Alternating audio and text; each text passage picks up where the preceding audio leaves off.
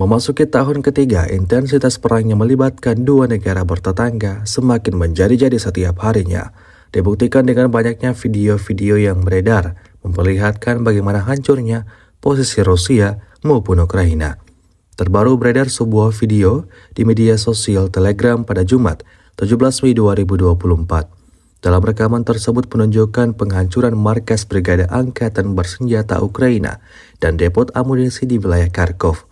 Penghancuran dilakukan oleh pasukan Rusia dengan mengandalkan rudal OTRK Iskander 9K720.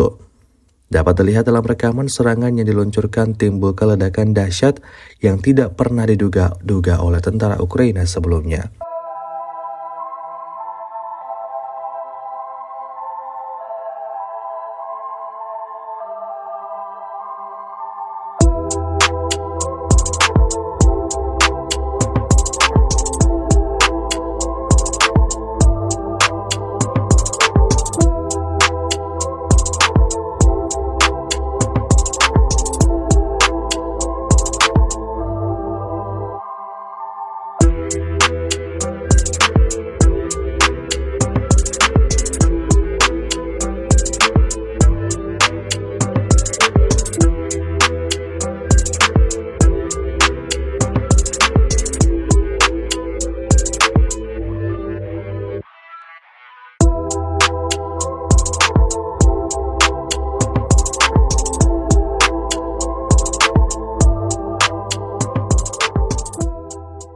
Download Tribun X sekarang, menghadirkan lokal menjadi Indonesia.